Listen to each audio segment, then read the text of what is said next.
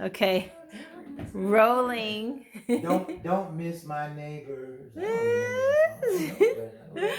Mhm. Okay, Okay, rolling. so play me something. Play me something. Say it again, Sam. Play the game, Sam. Oh, see, Sam like these complex harmonies. Play the game, Wayne.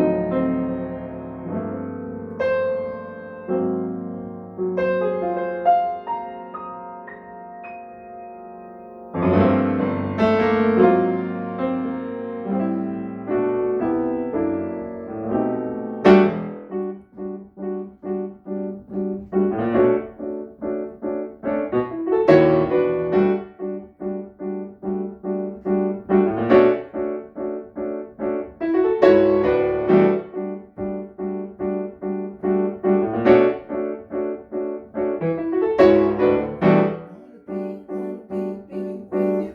I want to be with you. Yesterday seems like so long ago.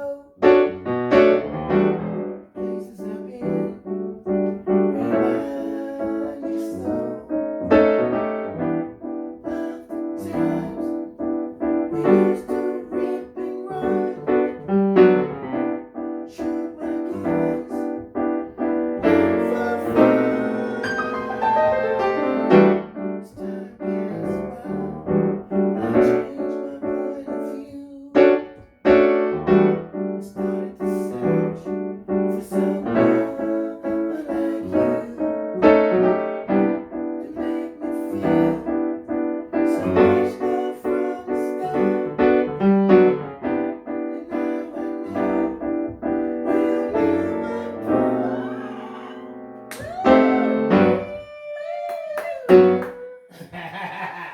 That's all I want to do. Be with you.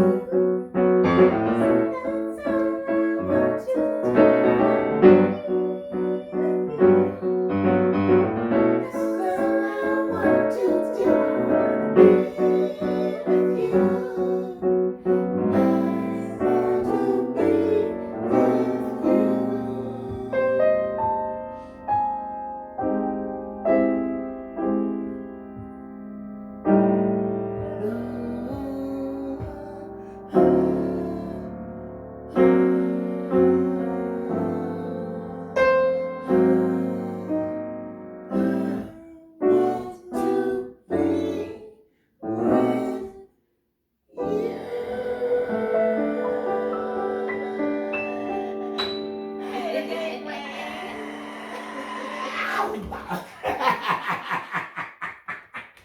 Hey, I Oh, don't sing and I don't play, and I haven't played that. but that was a bit of fun. Then you had the music playing, then you had your backing vocals. Well, Wendy and YN usually sing that with me, but this is like so that was with one of those songs. Is it still being videoed? No, just yours. Okay, sorry. Oh no, I'm just saying that was one of those songs of the three songs that we put on the Raise record. Mm-hmm. So that was one, and if you had a thought, that was the one that I thought was going to be the biggest song, Okay. not the other song. Well, hold on now. I just want to keep rolling because I know your editor can do this. Now that you all are conversing and he's not playing, it would be great to get a shot with both of you facing the camera in some way. Now, I like your seat because there's really nowhere else for you to sit. Dad, if you can some kind of way. Come over here. Okay, wait, that looks pretty good. Like saying peace. That does look good. Let me talk to a girl too young to be a grandmama, huh? I know. How is she gonna be a grandmama at this age? Um, Youngster. You see my teeth. My teeth will tell you the story, man. You're so silly. She funny. She a comedian. So I love that. Okay, so you can go back to what you were saying about the songs. I think he was saying he thought.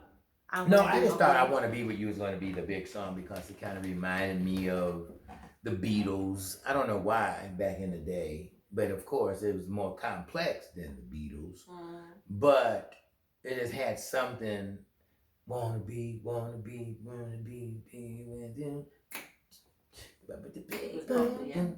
you. I thought it was like that, but anyway, it wasn't meant to be because, like I was telling you, the promotion and distribution and putting it out and all of that. And if any one of those ingredients are missing in there, you got a souffle that fell. Yes. So Let's Groove just happened to have all the components that it needed to get to that point. And you know, one and done. That was for the situation at that time. It was just good. So, but working with, like I said, the bands and Maurice, and then the other things. I mean, I was just telling the kids, I don't keep a good mental mark of some of the things that I've done. So, the one time we were in London, we were doing a group Oh, you called. came to London. Yeah, I produced a band over there. It was a band called Osabisa. Mm. And there was an African group out of Ghana, I think, or West Africa somewhere. And it was a model named Beverly Johnson. And Danny Sims is businessman, and he was, working in the music business, and he had a situation that Arista Records, was it Arista? Yeah, I think.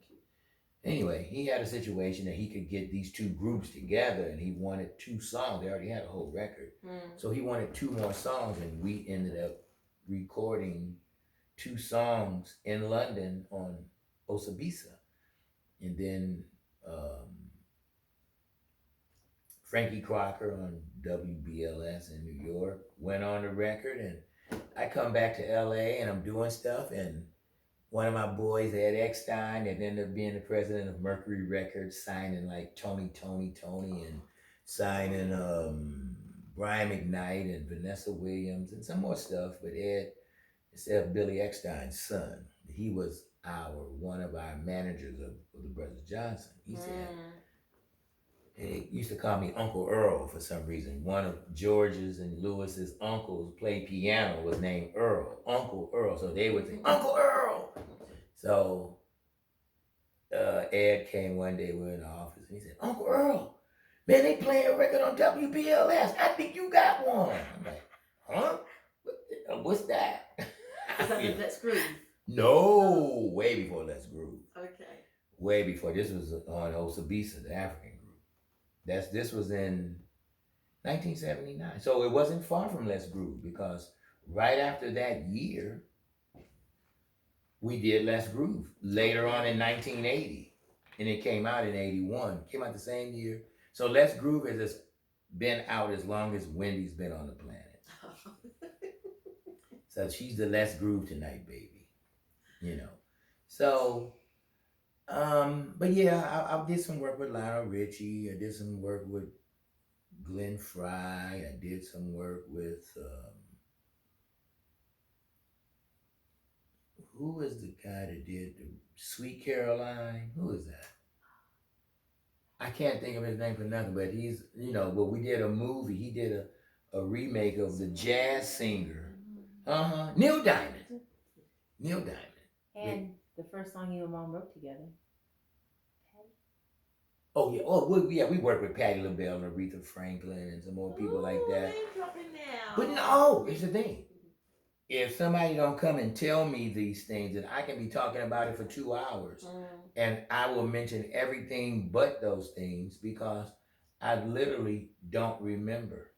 I mean, I remember when it's brought to my attention, but I don't keep a record of like, well, hey, look at my thing. I did this, I did this, I did this, I did this. No. You're just enjoying the process and going along through the process. Well, I'm just, yeah. I mean, Real thing. one of my biggest accomplishments, I was telling one thing at a seminar one time. I said, I think one of my biggest things was having a bunch of kids. I mean, it was like, that was more or just as or more accomplished than anything that I did as a musician. How many kids do you have, by the way? At 5. Okay. Great accomplishment. And it was just in terms of having a bunch of kids, it kept me, I don't know, it kept me rounded off, rooted, because anytime that I wanted to do something that maybe I would have to say, oh, these curtain climbers, I can't do that because I got to do this. Okay. And I come back to reality because sometimes I just want to say, hey, y'all go over there and play with each other and see you later. And then sometime when Wanda would leave or go on the road or do something, I'm, you know, You're gonna be well, it was, I was a great Mr. Mom. I had no problems Mr. with Mom, I like that. with being a Mr. Mom because when I would go on the road or do something, then it was always I would leave Wanda with the kids, but that's expected for the woman to do. Absolutely. But for the man to do, one thing good, I could comb hair. They would beg to differ with that one. I could cook. I could yes, wash. I could iron. And I knew how to clean up, after myself. So I never needed anyone to cook or clean or nothing. As a matter of fact, Wanda would go, "Oh, honey, would you wash my white blouse and iron it?" Okay, baby. And I'd be in there, because she can't. I mean, I know she can, but she prefers not to iron. Yeah, And I get that. Well, Wendy, same. My kids, I was the iron. My brother and I could cook, we could clean, we could iron, we could do any and everything. He just passed away recently, and his wife came and said they had to hire a housekeeper because they didn't realize how much work that he did. Yeah. Keeping the house. I do two things. I'll keep the kitchen and keep the house and keep the cars clean. I keep the cars, and then each one of my kids will come, Dad, it rained last night, and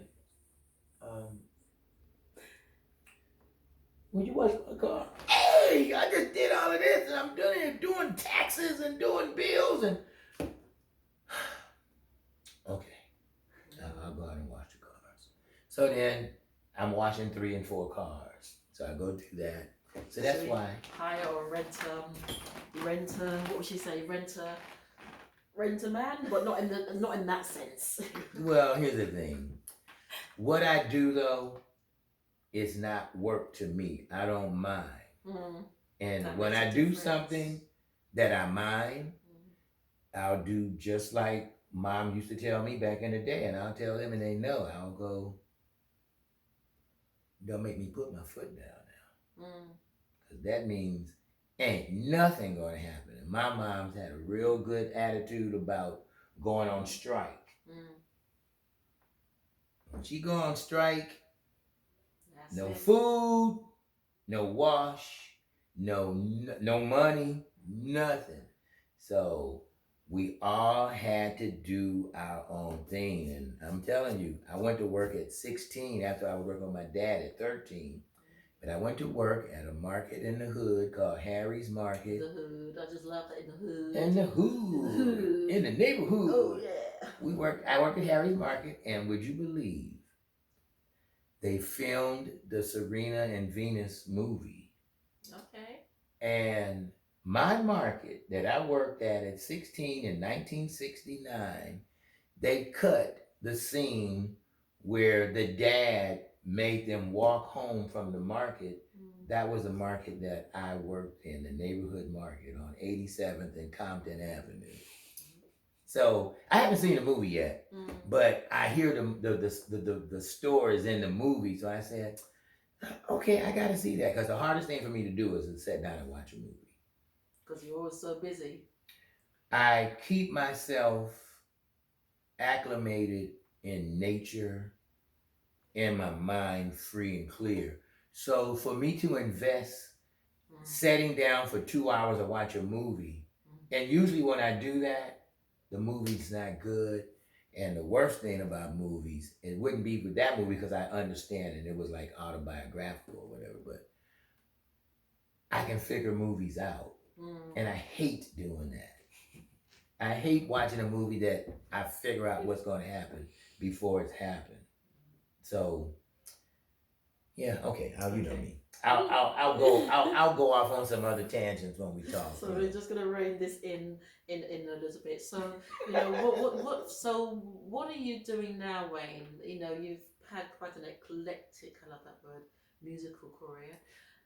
You've had quite an eclectic life, and it's been great that your children have been the center of that focus, and that's giving you the pleasure, the joy, and the fulfillment. So what do you feel, other than your children, have been your greatest accomplishments musically? Well, believe it or not, you have come over to my house and witnessed what is in the making since the end of 2019.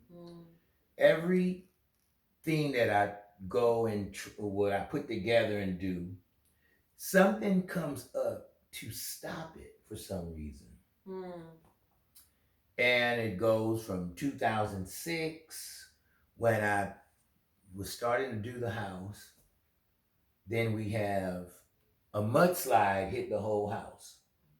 Okay? It wasn't from a rainstorm, but it blew like, I don't know, maybe 100,000 cubic feet of dirt into the house.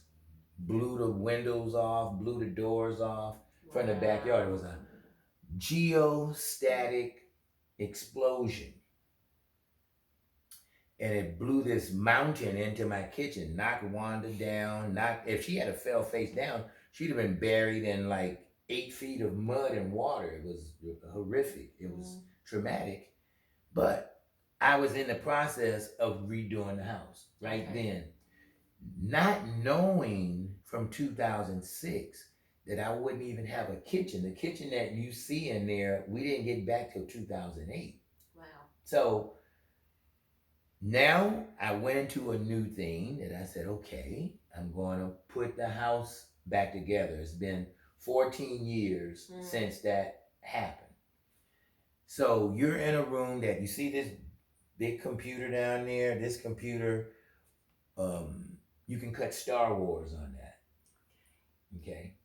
So I bought a computer that you can cut movies with because music now is, for all intent and purposes, nowhere near the music that I was doing. So you have to go visual, and we're in a process to go visual with that stuff. So the music always will be a big part, but I'm getting feel for the music with the video.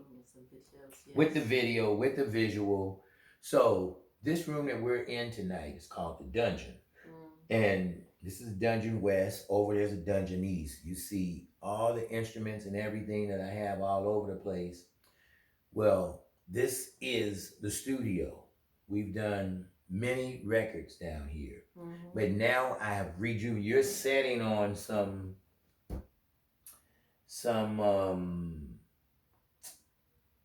Focal monitors from Paris. I just got them in today. I ordered them at the end of December. It took that long because everything is backed up. So I had to be patient and go, okay. But I have JBLs, I have KRKs, I have more equipment than you can shake a stick at. But now we're putting it all together with why we have these lights up here, because we've started to do like with my kids are doing, like Wyann is coming over a little later and she's been doing the podcast. So she has a podcast board. I just bought her a podcast board. And so she has that. So what we're doing, the new thing is, first of all, I'm making a set out of my whole house. The kids are all grown, so I'm using my house as my set. Excellent. So this is a set. So all this stuff you see, this is a SSL Dante board. So it all looks crazy. This is my vocoder talk box. And we got more stuff than you can shake a stick at. So now we have the cameras. So we are in the process of making visual along with the music. Now, have we been doing that all along? Yeah. Almost every song we do, we cut a video to it, but now the music is not the catalyst for the video. Okay. The video is going to be the catalyst for the music. So the music is going to be, because I can underscore and I can put some complex carbohydrates in another kind of vibe, so to make some real symphonic type of things to go along and make it dramatic or make it funny and light. So we're going to do that. You're going to get creative. I'm going to get to the point Bring it together. that I want to go outside of our comfort zone, outside the box, and create, just like you said. But it's like not with the contrived. I'm not trying to make a hit. I will not try to make a hit again. But what I will do is try to enlighten and to do what we were talking about at the beginning of this whole thing, to bring the groove, uplift and edify and bring some hope to people that maybe don't have certain concepts in them, or have an inkling or mustard seed. And all you got to do is have that much of faith. That's right. For you to have great faith. Absolutely. It's all kind of degrees of it. And I want to be more of a catalyst of that. And then the music will be a part of that. And then we do jam sessions all the time. Matter of fact, we're about to do a barbecue coming up in May. And it was more musicians at the one in August than it was regular people. Everybody there were musicians. And one of my boys brought a PA system that was, young Jeff brought a PA that was the size of, you could have done the Greek theater with this, an amphitheater outdoors. Well, we just did it in an open air Griffith Park, and we had so many bad musicians that you would know that everybody's played with everybody, and just bringing people together. But one thing for sure, the music is not dead, but it's just a different way to do what we used to do. But we're back. And on that note, and winding down, I'm going to ask you to give us another rendition of something, because the music isn't dead. So I'd like you sort of to play out with something that you think is going to be, that's really going to reach out and touch people. I know. So, and your daughter is saying in the background, she knows what that's going to be. Going to go out with a big bang. What that is not. When do you want me to play something that's not finished? And I don't know if I want to put that out. Want to be with you is finished. That other 22-year-old song, that's all copywritten and finished. Oh, well, just well, side by side. I'm going to get up and leave you to think about what you want to play out with. So, ladies and gentlemen, we're going to have some sort of rendition from Wayne Vaughn. She's asking me, ladies and gentlemen, to do stuff that well, let me see.